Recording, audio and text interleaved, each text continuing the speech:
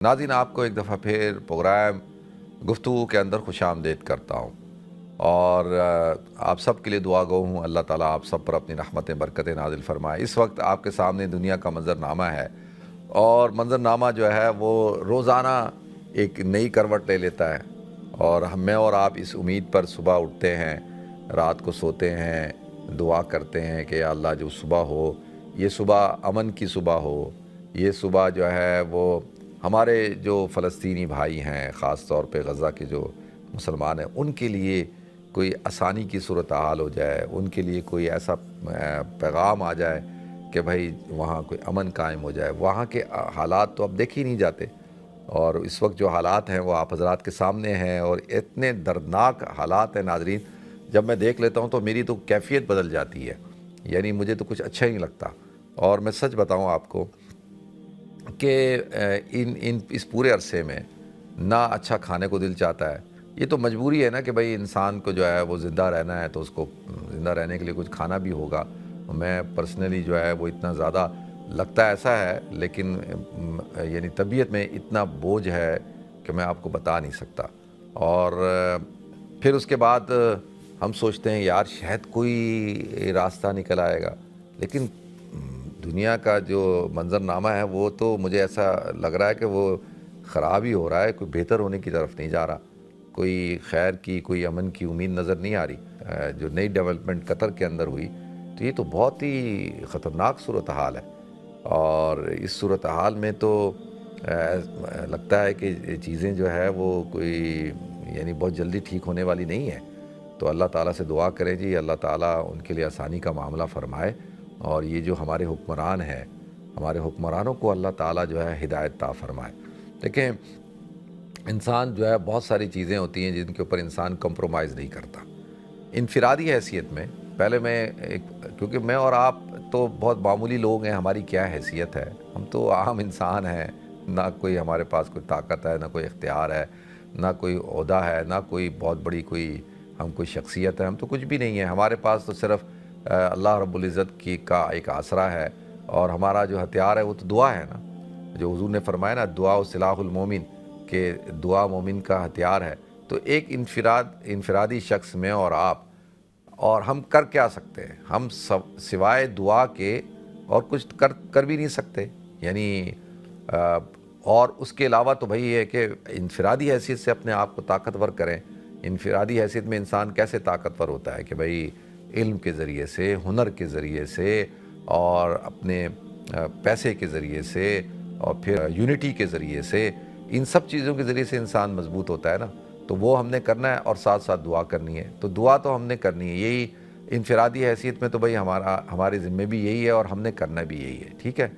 और लेकिन इज्तिमाई हैसियत से हम देखते हैं कि हमारे चाहे देखें हम पाकिस्तानी हों, हम दुनिया के किसी ख़ित्ते के मुसलमान हों, हमें अब सोचना होगा और हमारे हुक्मरानों को भी सोचना होगा कि ये जो मामलात हैं ना, अब मामलात ऐसे चल नहीं सकते और इस तरह से चलेंगे भी नहीं जिस तरह से अब चल रहे हैं ना।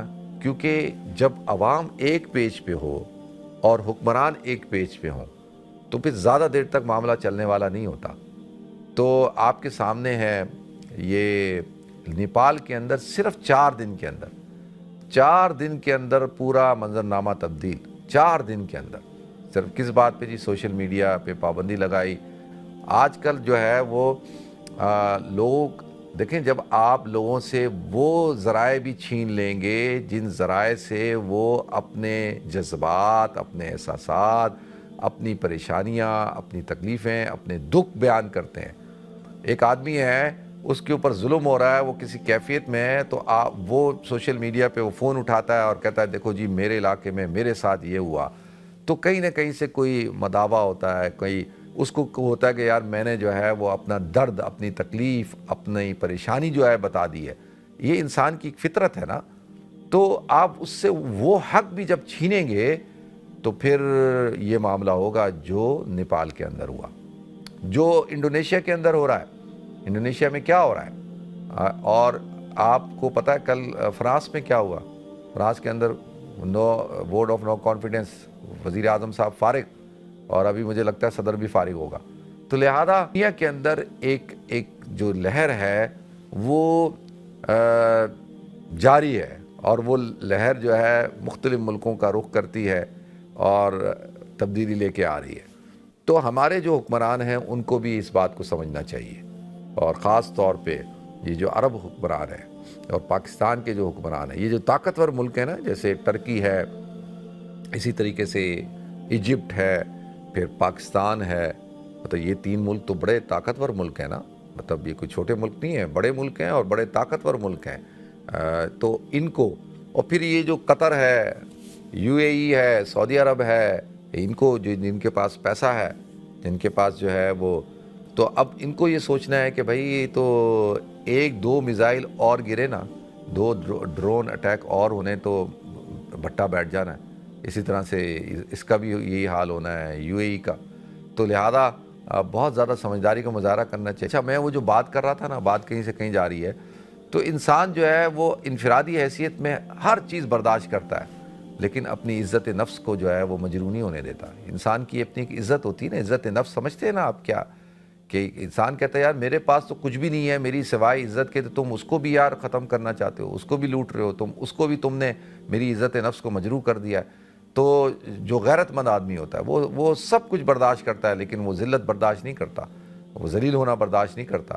تو اسی طرح جو غیرت مند قومیں ہوتی ہیں وہ بھی اپنی دفاع کے اوپر، اپنی عزت کے اوپر، اپنے ناموس کے اوپر، اپنی ملت اور قوم کے اوپر، اپنے مذہب پر وہ کبھی بھی کمپرومائز نہیں کرتی ہیں۔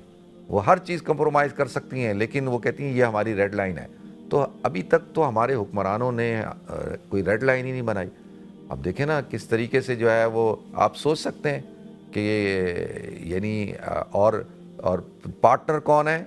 دفاعی پارٹنر ہے امریکہ۔ اب وہ کدھر ہے امریکہ؟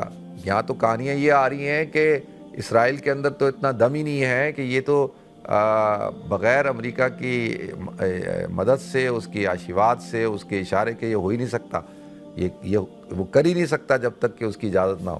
تو یہ کیا صورتحال ہے؟ تو اب یہ جو ان چیزوں کو ہم نے دیکھنا ہے اور بہت گہرائی کے ساتھ دیکھنا ہے، تو اللہ تعالیٰ ان کو توفیق دے۔